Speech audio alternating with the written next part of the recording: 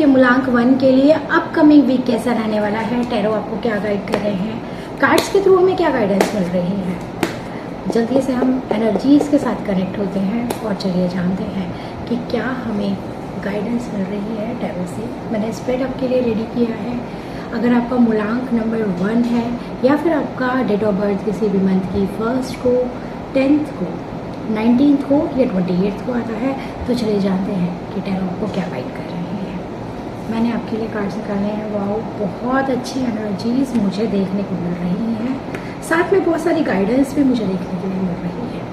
मेरे पास सबसे पहले कार्ड आया है क्वीन ऑफ वॉन्ड्स का कार्ड, जो कि बहुत ही पॉजिटिव कार्ड है।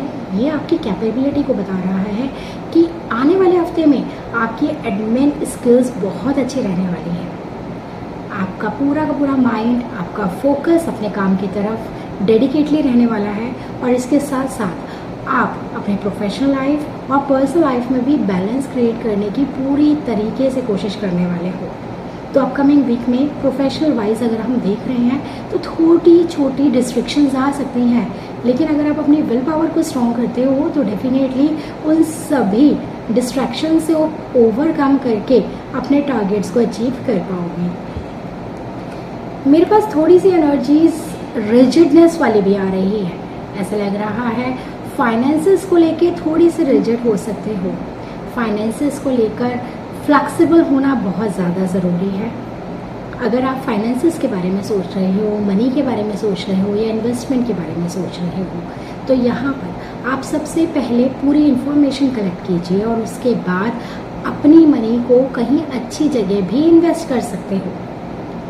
क्योंकि जीवन में आगे बढ़ने के लिए अगर हमें अपने फाइनेंसेस को बढ़ाना है तो एक प्रॉपर इन्वेस्टमेंट बहुत ज़्यादा ज़रूरी है।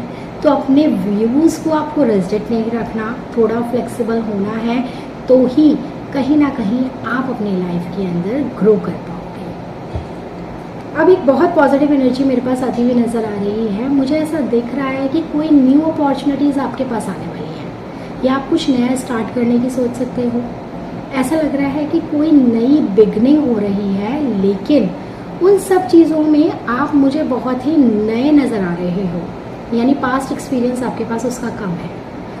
तो इसीलिए पहले आप पूरे एक्सपीरियंस को गैदर करो और उसके बाद अगर आप आगे बढ़ते हो तो डेफिनेटली सक्सेस आपको मिलेगी। कुछ जर्नी भी मुझे नज़र आ रही है, ट्रैवलिंग भी मुझे नज़र आ रही है। तो ओवरऑल अगर मैं एनर्जीज देख रही हूँ तो पॉजिटिव है। सिर्फ एक ही प्रॉब्लम नज़र आ रही है, दैट इज़ रिजिड। हो सकता है थोड़ा रिजिड हो सकते हो, फ्लेक्सिबल नहीं हो सकते अपने थॉट प्रोसेस में, तो वहाँ पर आपको काम करने की ज़रूरत है।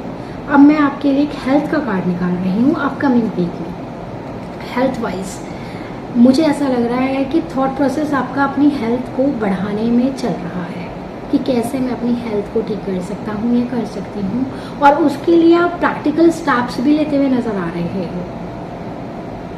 तो हेल्थ वाइज मैं आपको सिर्फ इतना ही कहूँगी कि अगर आप प्रॉपर प्रैक्टिकल स्टेप्स ले रहे हो, योगा या फिर कुछ एक्सरसाइज कर रहे हो, अपने माइंड को काम कर रहे हो, तो हेल्थ वाइज अपकमिंग वीक आपको सपोर्ट कर रहा है। करियर वाइज एक बहुत अच्छा बैलेंस दिख रहा है। ये गाइडेंस हमें पहले भी दिखी थी कि बैलेंस है। आप अपनी प्रोफेशनल लाइफ और पर्सनल लाइफ में एक बैलेंस बना रहे हो और साथ में एंजल्स की ब्लेसिंग्स भी आपके साथ है। तो अपकमिंग वीक में करियर वाइज अगर कोई भी डिसीजन लेना चाहते हो तो आप ले सकते हो, क्योंकि वो आपको इन फ्यूचर एक पॉजिटिव रिस्पॉन्स देगा ही। अब हम बात करते हैं रिलेशनशिप की। रिलेशनशिप वाइज मुझे ऐसा लग रहा है कि आप अपना कंट्रीब्यूशन कम दे रहे हो अपने पार्टनर के साथ। एक रिजिडनेस वाली मेरे पास फीलिंग आई थी, राइट? वही मुझे यहाँ पर भी आपकी कनेक्टिविटी दिख रही है कि हो सकता है आपका पार्टनर आपके साथ इनिशिएट करे, आपके साथ बात करना चाहे, अपनी बात को रखना चाहे, लेकिन आप थोड़े से गुस्सा होने की वजह से अपने आप को उसके सामने नहीं लेके आ रहे, उसकी बात को तो सुन नहीं रहे हैं, समझने की कोशिश नहीं कर रहे।